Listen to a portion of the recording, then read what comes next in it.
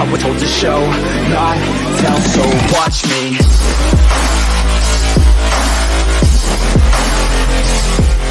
Roll and throw it. First time this year. Slings one down the field. It's Jaheim Bell caught over the shoulder of the 30. At the 25, running away at the 10. 5. Touchdown. Are you kidding me? Boom. Yeah. It is not unfinished business any longer. Because it runs without an engine. When did I fail to mention? Hello, and welcome back to Gamecock Scoop and the Gamecock Scoop podcast, home of the South Carolina Gamecocks on Rivals.com. Don't forget to like and subscribe and all that stuff that everyone says at the beginning, but it's actually really important if you like us. Also, you can follow us on our favorite podcast app. That's on Spotify, Apple, Google, the whole works. And we're also at Rivals Gamecock on every social media. I'm here with producer, intern, social media expert, and now interviewer, Pauline. How's it going, Pauline? It's going well. I'm a multi-trick pony at this point. Really just, running the whole show. Real quick, I'm going to just run down a couple of smaller notes, and then we'll get right into it. So a couple of quick hitters. Wide receiver Jalen Brooks has returned to the football team. That was actually a little, I'd heard it kind of go back and forth throughout the offseason. He left the team after the Tennessee game last year, which was about halfway through the season. And then Beamer kind of talked a little bit about him in the spring with some cryptic, like, we'll see what happens. But he's back officially. So add some nice depth to the wide receiver room. Of course, that room looks a lot different than when he left. So we'll see what his place looks like because, he was arguably one of the top couple of receivers on the team when he left. And now it's a little more depth. In baseball, today, Colin Burgess, starting catcher, entered the portal. We also reported on the site that Clemson catcher Jonathan French is looking at maybe transferring to South Carolina. French hit 248 with 5 home runs last year. So I don't know. I'm not sure that that's one thing led to another, but they're both catchers. So, and then we also picked up another transfer from Clemson outfielder Dylan Brewer, who has only hit 207 over the last 2 years, but he has hit 14 home runs over the last 2 years. So he's got a little bit of that power, and maybe they can coach him up and get the batting average up. As far as basketball goes, there is not much to report. Malachi Smith ended up not signing with South Carolina, which we told you was a long time ago was probably not going to happen. And still, the new staff under Coach Paris has kept things very close to the vest. So kind of waiting and seeing on how those last 2 scholarship spots get filled out. But as soon as we hear something, we will pass it along. All right, Pauline. So yesterday on the site, we posted a interview that you did with Corey Rucker. How'd that go? It was very cool to meet and get to talk with him. One of the things I found really interesting was he said he was very shy, but we had a great conversation. I enjoyed talking to him for sure. He definitely talked about a lot of reasons and like positive aspects of the football team and to why he wanted to come here from Arkansas State. And a lot of it actually had to do with Shane Beamer, who we all love, but he really made the experience personal for him, which was ultimately the deciding factor for him coming here, which was really cool. Definitely. I really enjoyed listening to that. And I don't know where he's talking about he's shy. I told you before the interview that he was going to be a good one because when I talked to him, he, sometimes I was when a you little taken aback. No, it's great. Sometimes when you call recruits, you have to kind of like pull answers out, and with Corey, it feels like you don't really have to pull too much, which is great. I Exactly. mean, it makes for a good conversation. Yeah, whenever you signed off, you called him Corey Rucker Jr., and I was like, Corey Rucker Jr. Like, I haven't seen that anywhere. And then I looked back and I saw on like his LinkedIn from his freshman year, it says Corey Rucker Jr. And I was like, all Super right, Pauline. professional. I was like, she dove deep on the research here. I didn't even know that he was a junior. All right, well, let's get into recruiting because that is really what's going on this month. And we have a big official visit weekend coming up this weekend, June 10th. Before I get into that, let me just kind of run down everything that's happened since we last talked, which is a lot of things. So last weekend was the first camp weekend for the Shane Beamer camp. Day 1 and 2 on Saturday, Sunday. And so we saw several offers go out. One was 2024 athlete Josiah Brown, which had a little interesting thing going on last Thursday where he said that he was about to announce his decision and then he deleted the tweet. And yeah, so I don't really know what's going on there. 2023 wide receiver London Humphreys out of Tennessee, and 2023 wide receiver Demetrius Bell, also out of Tennessee, although Bell just committed to Michigan yesterday. But I do think South Carolina has a good shot with Humphreys. Our recruiting editor at Gamecock Scoop, Lee Wardlaw, actually spoke to him the other day, so hopefully we'll hear a little bit more soon. Also, it seemed like 2023 wide receiver Devin Hyatt was going to come in for an official visit, but it seems like South Carolina and he have mutually sort of parted ways on the recruitment there. But South Carolina is still in the mix for Jaden Greathouse, who is due this week, and Aiden Williams, who's due a little bit later in the month. And then some offers went out to a couple tight ends. 2023 tight end Jackson Carver, who you may notice is 2024 quarterback target Dante Reno's high school teammate. Actually, another writer on the site, Perry, was breaking down the film of Jackson, and he was, for a second, he was like, "Who's throwing him the ball?" And I was like, "Oh, it's Dante." I mean, he's.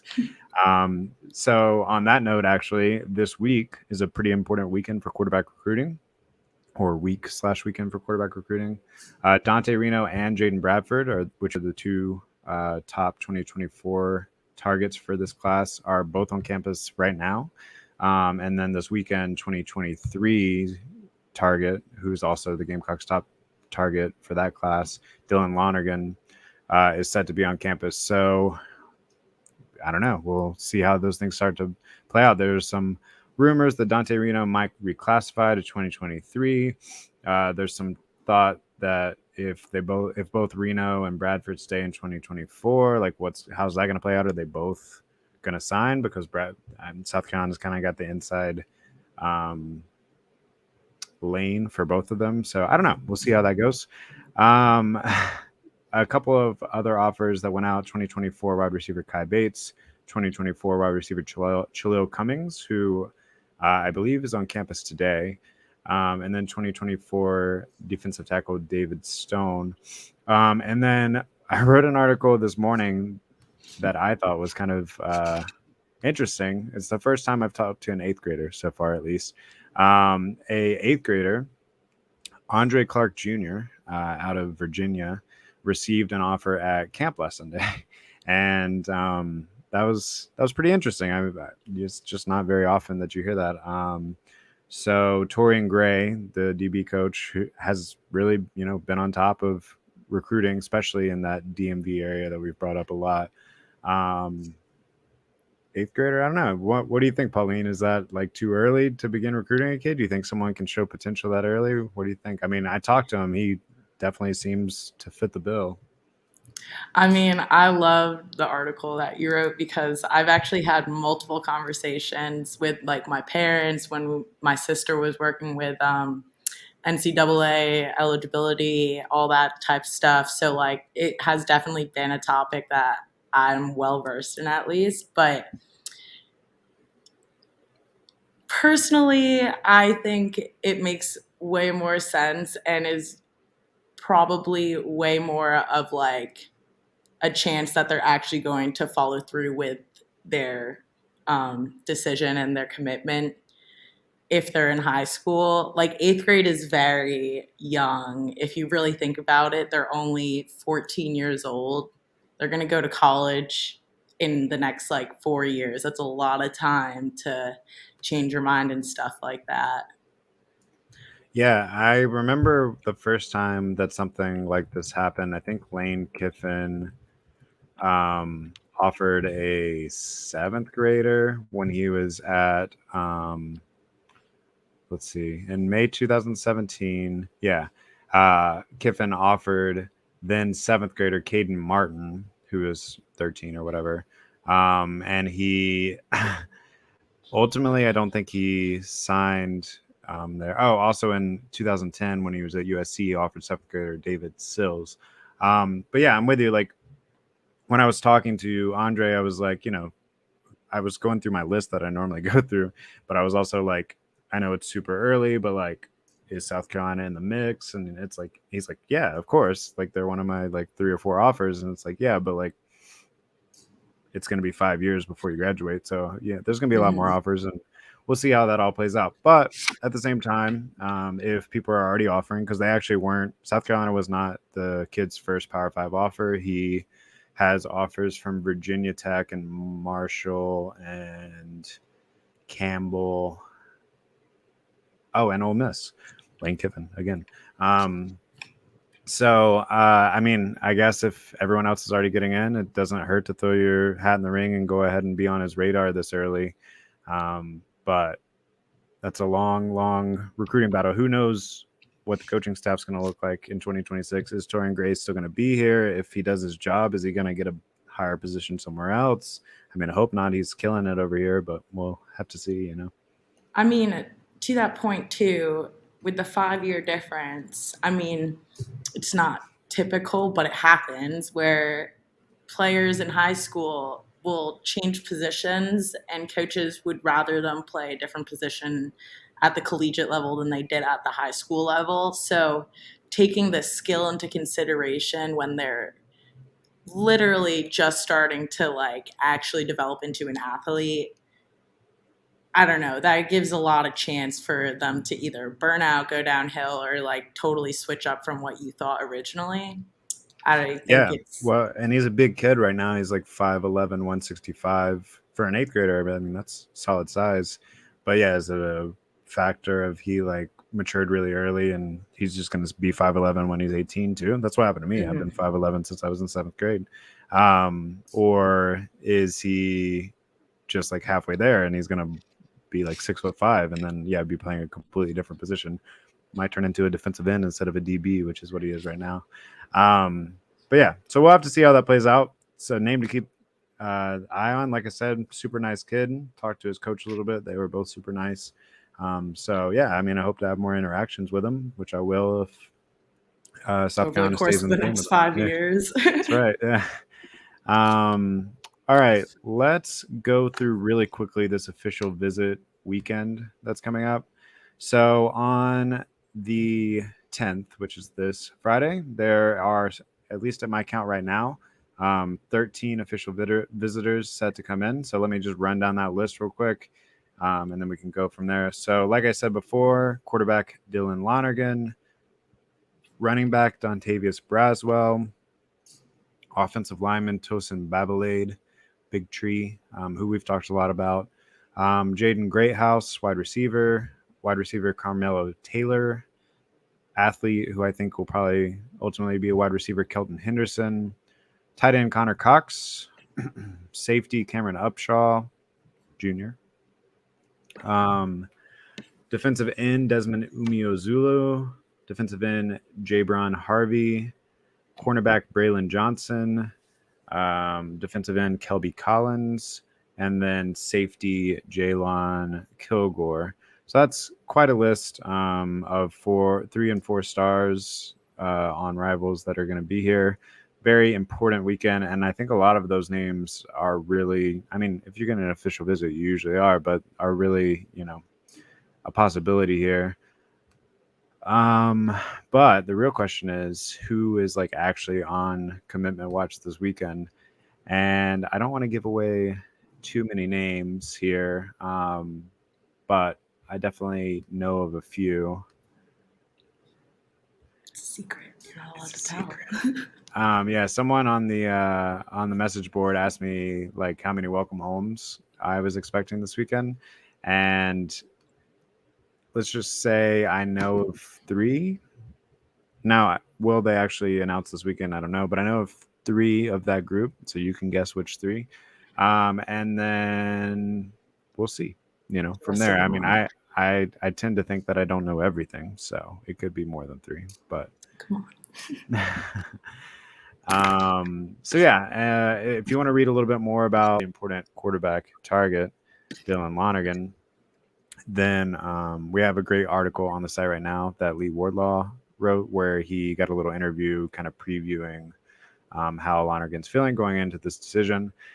He's got an official visit with South Carolina. He just came off of an official visit with Alabama, and then he's got an official visit to Stanford. And then end of June, early July, he's set to make that decision.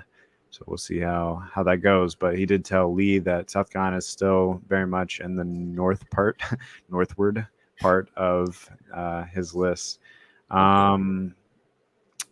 Montague Rames also just released top 8. And then right after he releases top 8, Alabama gave him an offer. So we can assume it's more of a top 9 now. And then we had a really good article last week on wide receiver Dadrian Zipperer out of Lakeland, Florida, who we've talked a little bit about. He visited unofficially last week, but now his teammate, Tyler Williams, who is a 4-star wide receiver himself, former basketball player. Actually, when I look at his film, immediately kind of reminds me of like a Sidney Rice. Really good, out jumping people for the ball. He is set now for an official visit on June 14th, and hopefully we'll get a little bit on that. Okay, that was a lot of names, and I didn't even begin to cover it. Definitely check out GamecockScoop.com over the weekend and leading up to the weekend. Tomorrow, I'll write another big recruiting rundown that just kind of sums everything up, because that's the only way that my brain works, and I hope that helps people as they're reading it too. All right, you want to get a little bit loosey-goosey here, Pauline? Yeah, Talk let's about do it. some lighter stuff. When your writing content gets a little bit weirder, a little bit more out there, because you're kind of running out of things to say. Like I said, June's been a little busy, so not so much this year. But Steven Anderson, who's a staff writer at Gamecock Scoop, broke down this season's upcoming road games as far as just the best possible road trip, the best atmosphere, the best college town, essentially. And the thing that shocked me the most, as someone who loves Nashville, and we are going to Vanderbilt this year, is that Nashville actually only ranked number 2 on his list. I'll let people go read the article for number 1. I'm not going to reveal that. But yeah, Nashville ranked number 2, which, I mean, to me, that's tops in the SEC, regardless of the year. We're all, 16 teams, although, well, 14 teams, but about to be 16 teams. Although I haven't been to Austin, and maybe it'll beat it once I get out there. I'm not sure. But yeah, Nashville number 2. I don't know. That's a pretty hot take. Now, number 6. It deserves to be there. Yeah, number 6 is of course Clemson this year.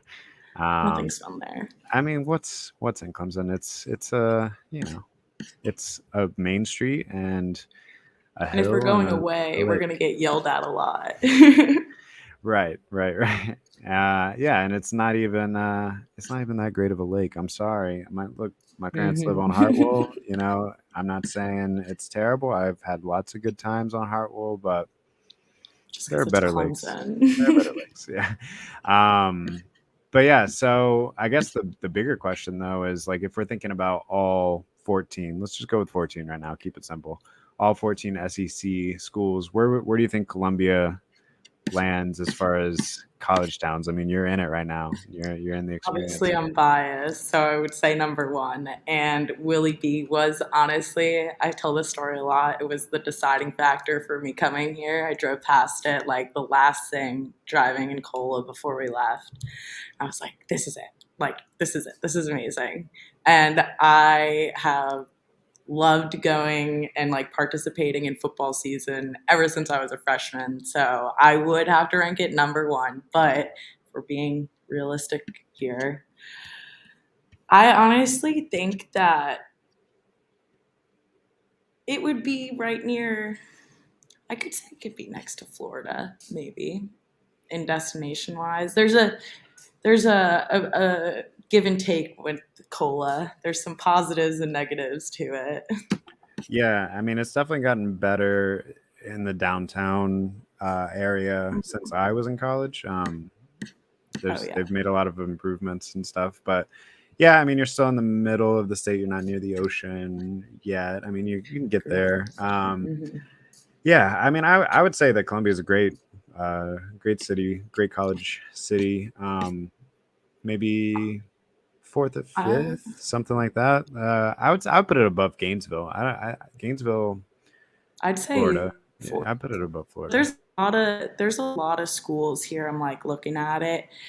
That's very Clemson-esque in the sense that it's like the campus and then nothing else. Like, Yeah, so it I feel depends like on that's what you're looking for, right? Are you looking for like the campus or the city is built around the school, or do you like the idea of a city or a school being within a city? I'm a city person, so I kind of like the idea of it being within a city. But I guess if you really like this whole idea of the campus is the city, then there's some better destinations. But for me, I kind of like that. Maybe that's why I have Nashville number one. That's why I think Austin would be a cool spot.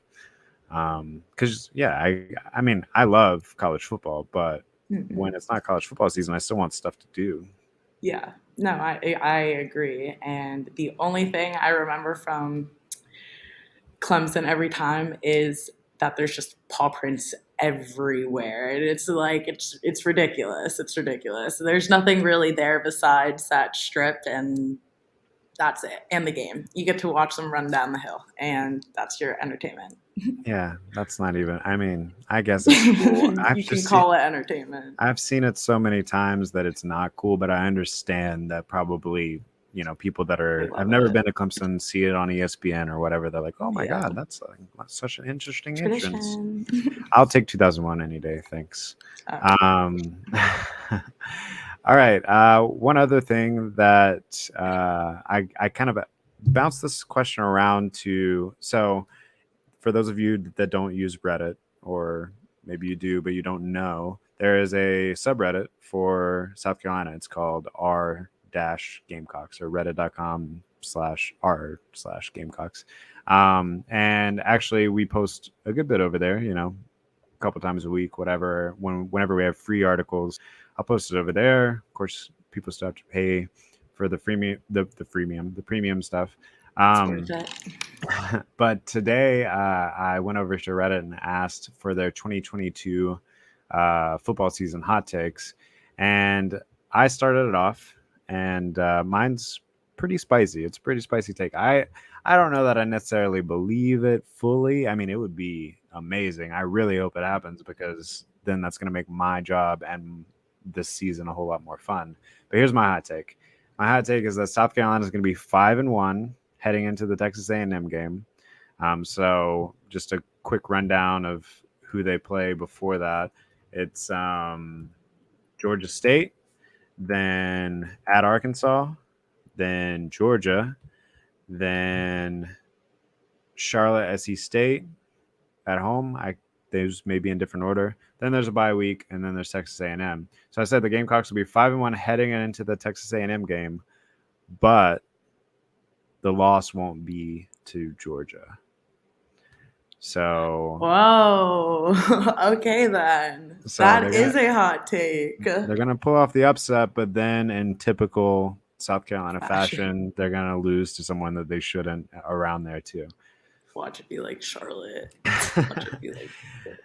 No, I actually could see them losing on the road at Arkansas and then bouncing back at home against Georgia or something like that. But That's what I was thinking, honestly, was that Arkansas is more of, I would say, like a wild card, us leaning towards the bottom of the or totem pole in that respect. But Georgia's always a back and forth, and like ever since I've been here, it's like every other year it's a toss up between us and them. And considering just how well we did last season, like overall, and the fact that it's Shane Beamer's second year here, first year, obviously, you're getting to know the players, the dynamics, whatever like that. But that's already established now. Like, he has his whole system in place. Like, I think there's a lot more potential to beat them this year. also added some pretty key transfers in the meantime, too. That is true. So speaking of those transfers, Pauline, what was your hot take? So my hot take was on Spencer Rattler's potential to win the Heisman this year.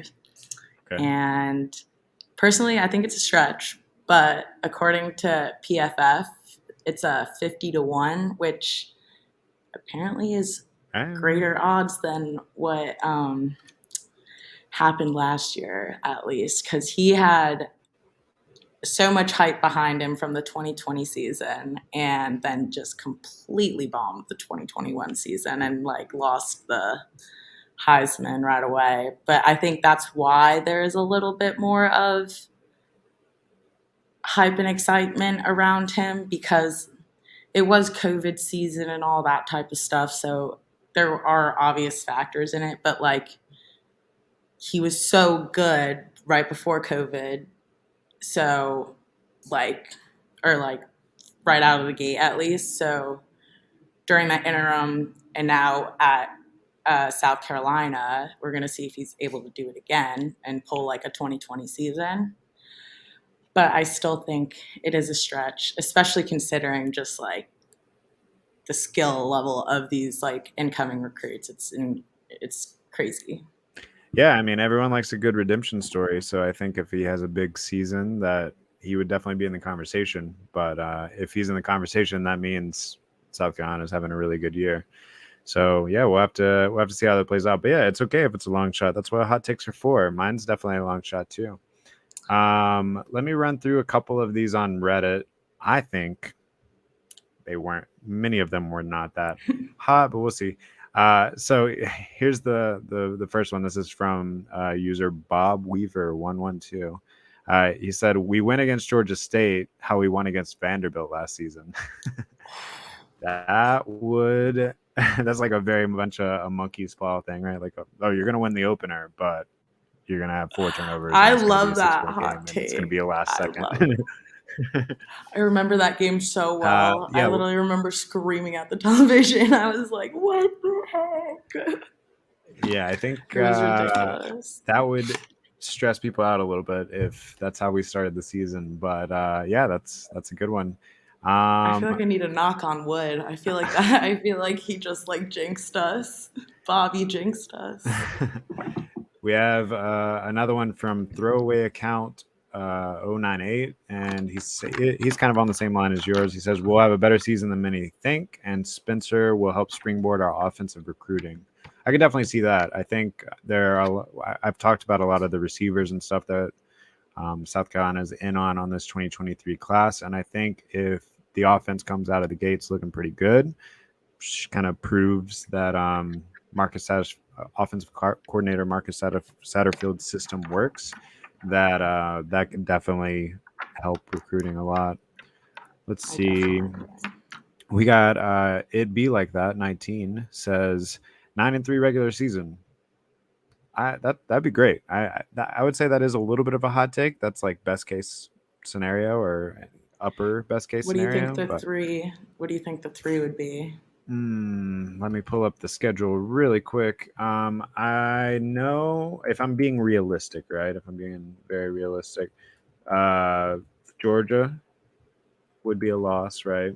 I know I said in my hot take that they're going to beat Georgia, but like if I'm actually breaking down the most likely path to 9-3. So you would lose to Georgia, probably lose to Texas A&M, and then probably lose to one of Florida, Tennessee, Clemson. I hope it's not So Tennessee. yeah, so then you have to beat Kentucky, Missouri, Vanderbilt, which are kind of the lower Mhm. tier SEC games. Obviously, you got to beat Georgia State, Charlotte, SC State, and then you got to pull off 2 out of 3 between Florida, Tennessee, and Clemson, What or about 2 out of 4 Arkansas? of Florida, Tennessee, Clemson, Texas A&M. Is Arkansas in your mix at all? I feel like Oh, I didn't mention them. Yeah, that's gonna be tough. that 'Cause you was I team. know I put them down as automatic win in that scenario, didn't I? And which they definitely are not. So yeah, you also have to beat Really? Arkansas. It's gonna Oh, be tough. you're saying automatic win for the Gamecocks. Yeah, Yeah. No, yeah. I was It's gonna gonna be tough. say it's more of an automatic. I feel like I'm not counting us out. I hope we do really well, but So the ones definitely will be a tough that you team. have to win, right, are Georgia State, Charlotte, and SC State, Kentucky, Missouri, Vanderbilt. Missouri, Vanderbilt, Kentucky, SC State. So that gives you 6, and then you got to get 3 more from Arkansas, Georgia, Texas A&M, Tennessee, Florida, Clemson. It's gonna be tough. That is really the only one I'd say is I'm like 50-50 on Tennessee, but more like kind of nervous considering what happened and just like they So yeah, definitely, yeah. I think it's fair to maybe say you can buy one of Florida or Tennessee, so that Yeah. gets you to 7, and then you got to get 2 more from Arkansas, Texas A&M, Clemson, which is gonna be I tough. feel like I'm like talking down about my favorite team. Like I'm just talking No. crap about Well, them. look, they went 6-6 in the regular season last year. They got that 7th win in the bowl game. So, Mhm. I mean, if they can get 8 wins in the regular season this year, then I think that that's an improvement. That's a great sign moving forward. And anything past that is gravy. So, 9 wins might be a stretch, but it's not completely out of the realm of possibility either. To kind of really Yeah, go quickly ahead. pinpoint off that, this is a little bit of a deviation, Yeah, go but for it. I'm interested in because we're talking realistically speaking here, but for me, like I said, love Shane Beamer. And I've talked about just like how the team's been acclimated and stuff. But everybody else loves Shane Beamer too. And we just came off of a high from coming from Muschamp and actually like doing well for us at least. Like, are we kind of setting our expectations too high? Yeah, I mean, Not to be a pessimist. this time of year is the time of year to do that, right? But yeah, I mean, I really do think a lot of the things that we can point to as positive momentum, as far as we'll actually have a quarterback this year. No offense to everyone that's stepped in last year, but Hallelujah. it was a struggle. I mean, it started 5 different quarterbacks for a reason because it was a struggle. Doty was Mm-hmm. injured. Mm-hmm. It was a struggle. Fortunate. So I actually have a quarterback. The wide receiver room is much deeper. Um, there's a couple other key contributors that came in the transfer portal, like the safety out of Central Michigan, Devonnie Reed. Yeah, I think there's plenty of reasons to be optimistic. The problem is that's a pretty brutal schedule. So I think that there's a possibility that South Carolina is much better as a team than last year and still end 7-5, 8-4. But that should be seen as an improvement with that schedule. That's a brutal schedule. No, it's all in perspective. It's all relative. But it always interests me because I have to feel like I have to keep my expectations in check because I just will hype them up for the end of time. But like sometimes I'm like, we're not great. So you just gotta like make sure you like remember that. But we're amazing. But we're amazing. Yeah. Well, But I mean, I've been a South Carolina fan my whole life. I'm wearing the t-shirt right now, right? But in this role as like media, I've definitely tried to pump the brakes on things and try to look at things from an objective angle, but I'm sure I fail a lot of the time. I have to. It's always something to keep in mind, though. It's the public perception of everything. Well, speaking Can't of get wrapped up. Exactly.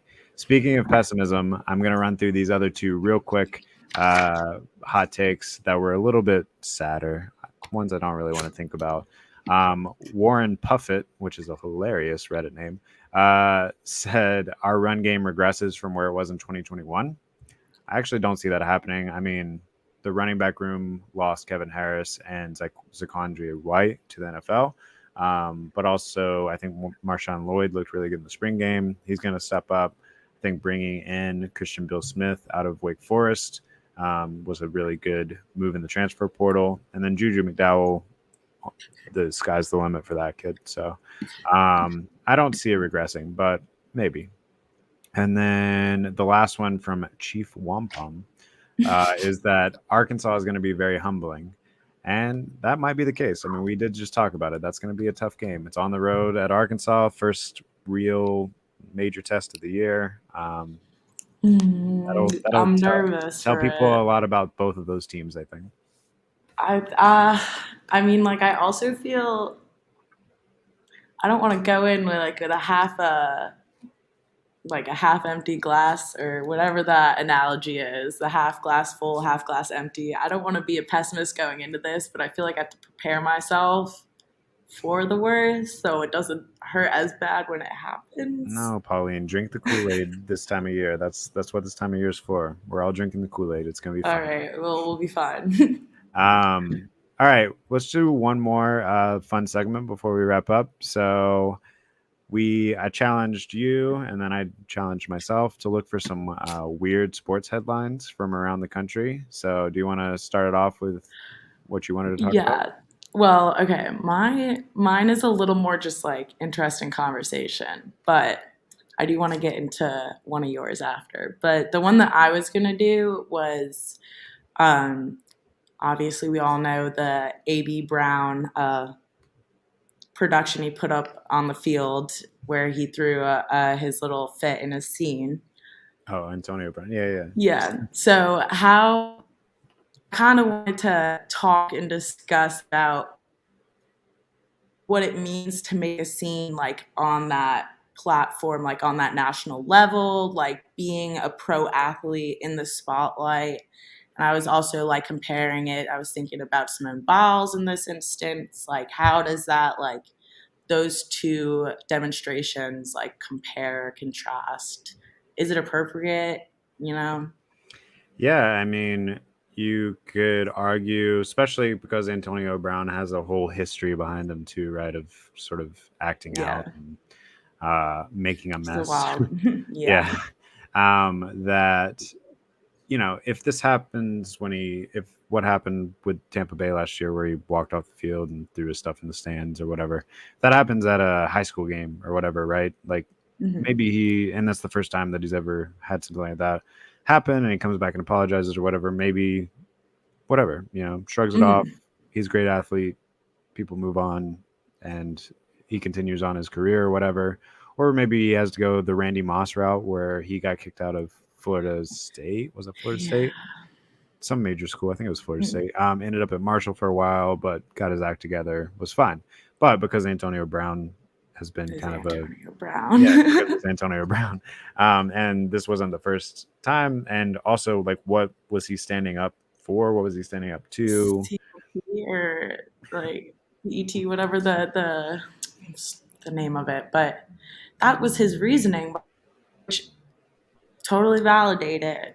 If that is the reason, understandable. But yeah, it was also the picking up the pieces. Like, he just kept fueling the fire, I would say, at least. Like, I brought up Simone Biles. It was different in the sense that while you could both say that both of them were talking about, like, either mental health or just, like, you know, if it was true that A.B. was talking about the Yeah, CTE. I wanted to say CLT, but that's the Charlotte airport, right? Like, no, but if we're comparing it on that level, Simone Biles was more of a rapping, like she didn't drag it on, and I feel like Antonio Brown would go into interviews and just like only talk about that. Like, he kind of made it his life more or less. Yeah, it's hard not to view it as a little bit of an attention grab in that scenario. Whereas, yeah, I think Simone Biles was like, "Hey, like I can't. Yeah. This is a breaking point that I reached. A lot of people reach this breaking point. I'm just brave enough to Say it. like say it out loud." Mm-hmm.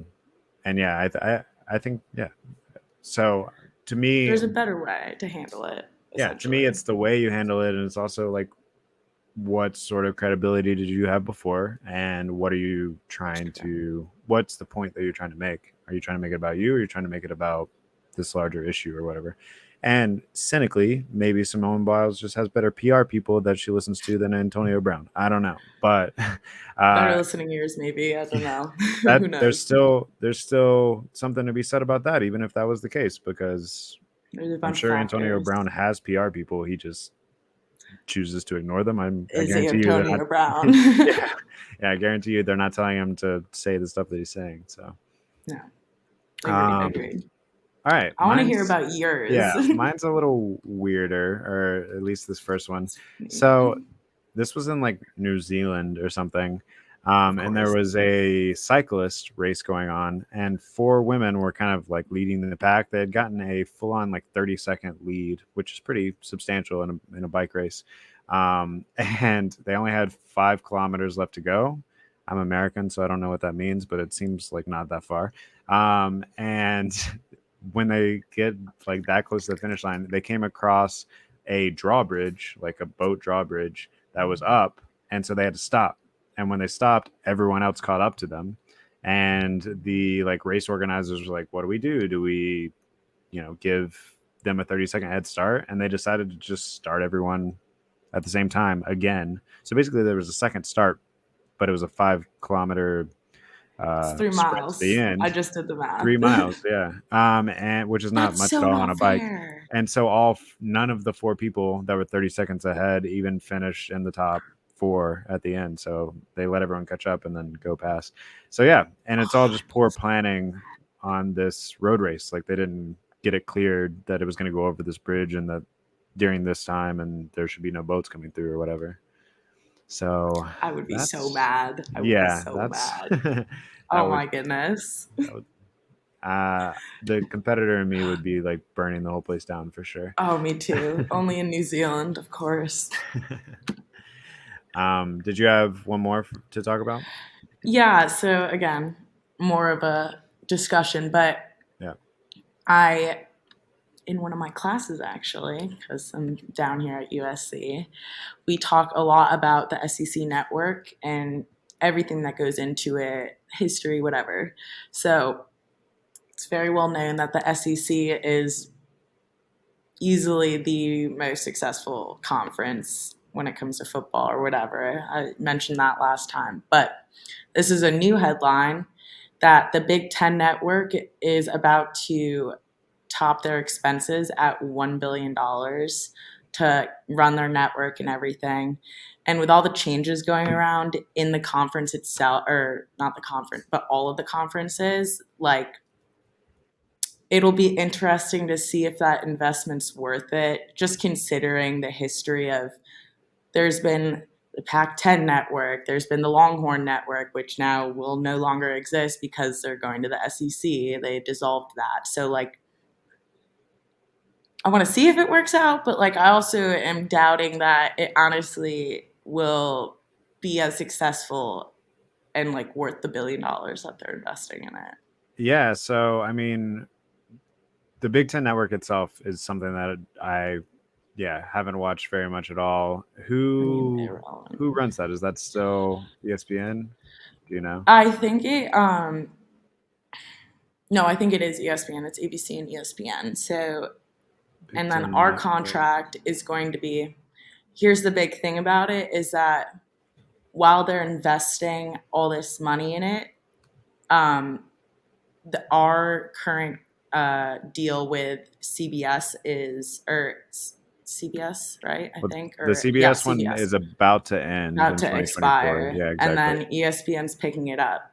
But the Right. issue is that at this point, the Walt Disney Company is this huge, massive conglomerate of millions of different channels, and basically run all or are on top of all the college sports and college football. So they kind of have a lot on their plate. And one of the things that they pointed out in the article was that they're nervous to see if they'll be able to handle it all. So again, like the investment, like will they be able to pull it off in the long run?